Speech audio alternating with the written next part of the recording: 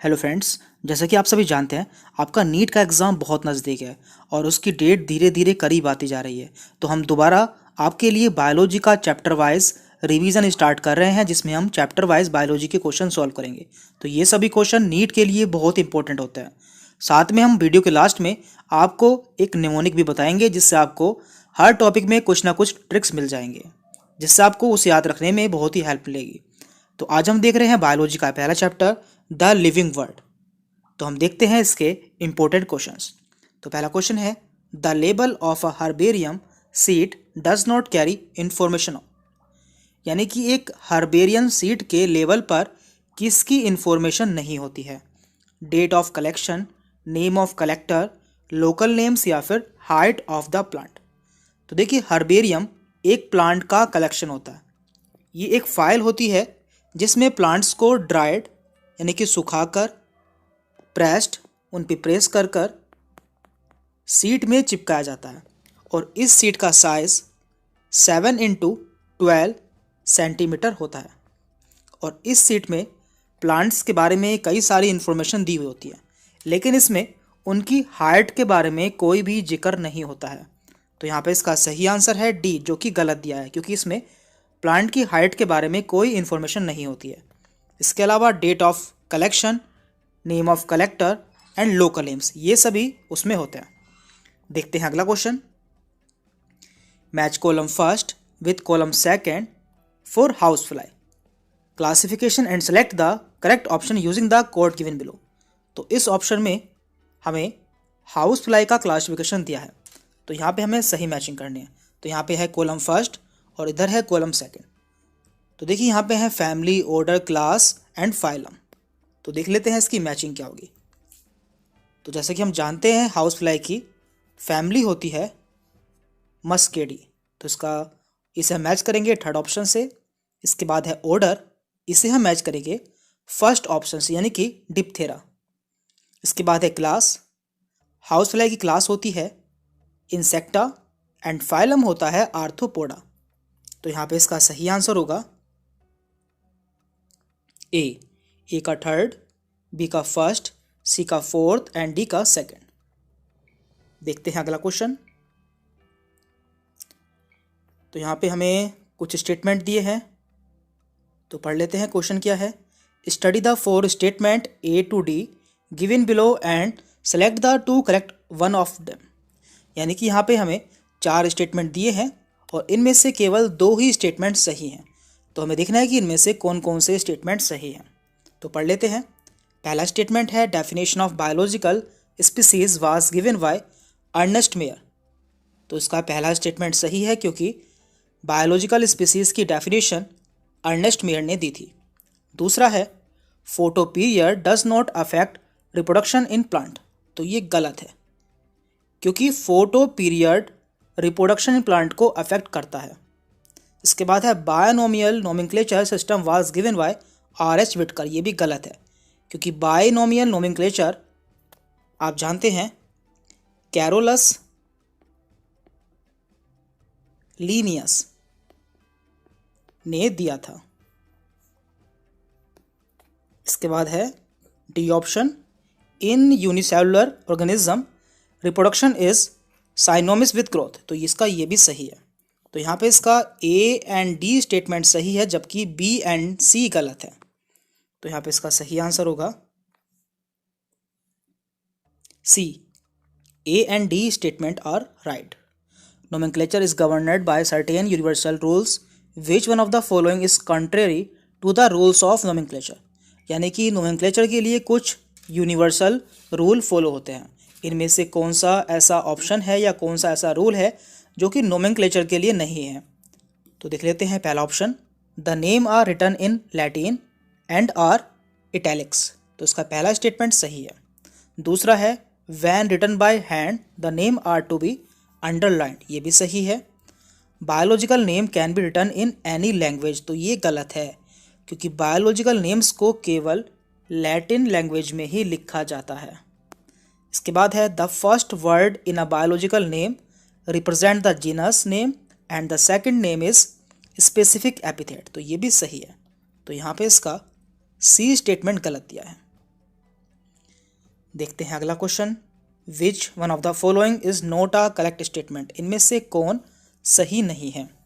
तो पहला है, a museum has collection of photographs of plant and animal. तो इसका पहला ही स्टेटमेंट गलत है, क्योंकि आप जानते हैं म्यूजियम में आप गए भी होंगे, आपने देखा होगा म्यूजियम में प्लांट्स एंड एनिमल्स के स्पेसिमेन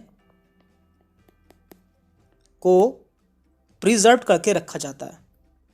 तो इसलिए इसका ए स्टेटमेंट यहाँ पे गलत दिया है। बी है, key is a taxonomic aid for identification of specimen, ये सही है। Herbarium houses dried pressed and preserve plant specimen, ये भी सही है। Botanical gardens have collection of living plant for reference, ये भी सही है। तो यहाँ पे इसका ए स्टेटमेंट गलत दिया है। The common characteristic between tomato and potato will be maximum at the level of their family, order, division या फिर जीनस।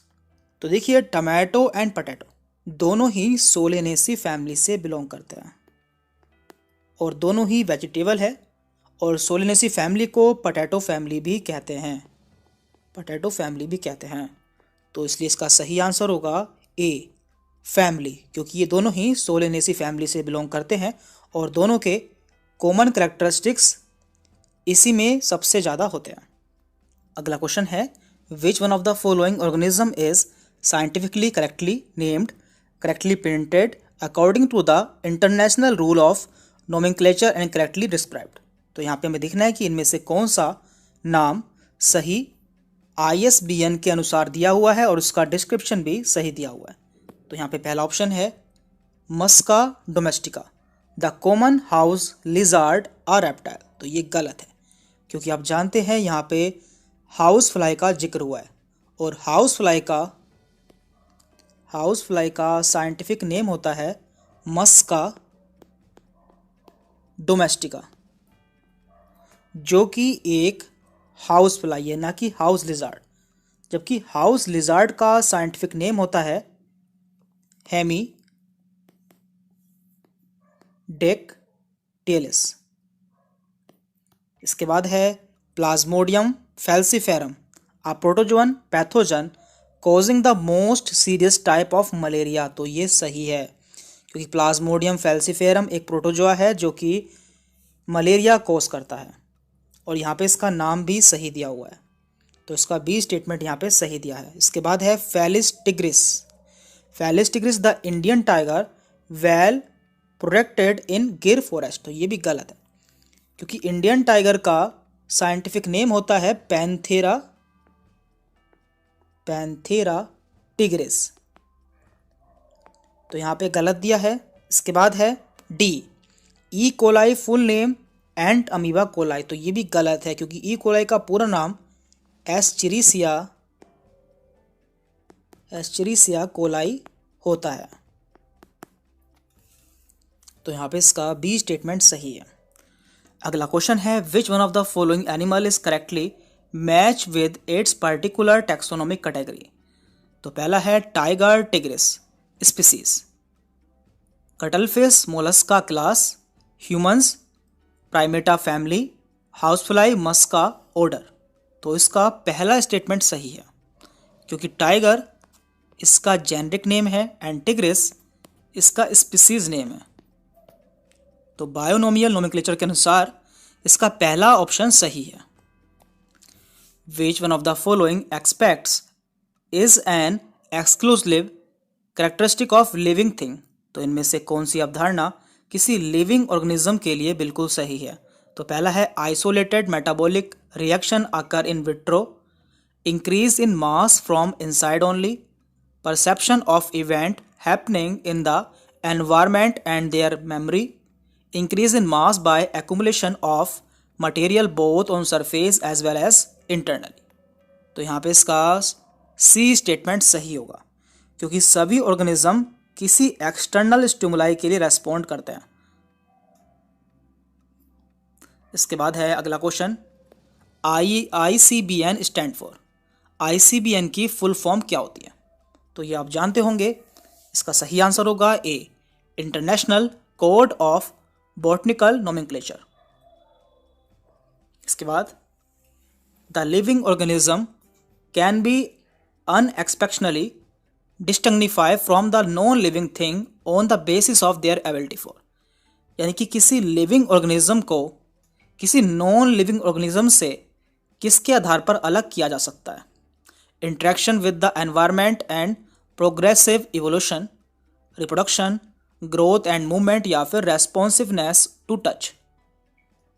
तो देखिए सभी लिविंग ऑर्गेनिज्म में किसी एक्सटर्नल स्टिमुलाई के लिए रेस्पॉन्स करने की एबिलिटी होती है। तो यहाँ पे इसका डी स्टेटमेंट सही होगा, रेस्पॉन्सिवनेस टू टच।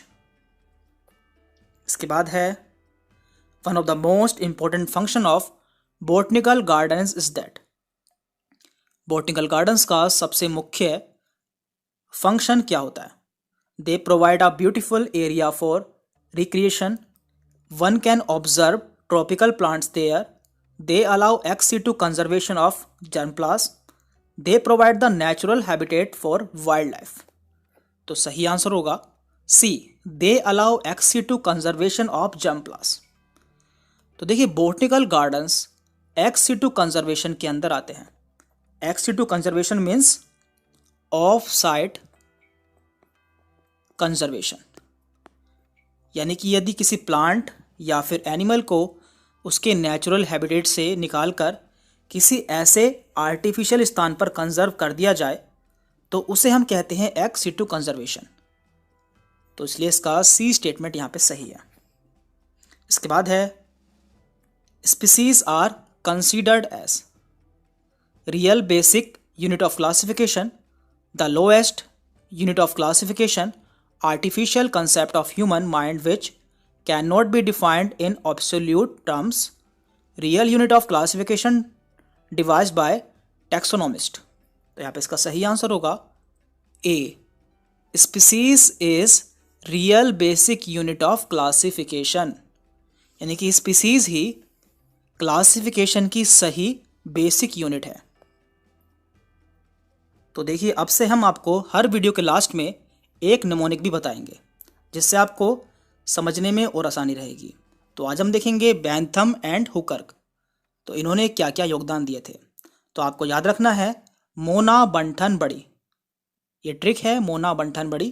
तो यहाँ पे मो से है मोर्फोलॉजिकल, ना से natural system of classification, Bentham से proposed by Bentham and Hooker, and बड़ी, बड़ी से है लार्ज नंबर, यानी कि बड़ी मतलब कि लार्ज नंबर ऑफ थ्रेड्स, यानी कि natural system of classification Bentham and Hooker ने प्रपोज किया था जो कि मॉर्फोलॉजिकल करैक्टर पर बेस्ड था और इसमें लार्ज नंबर ऑफ ट्रेड्स को रखा गया था।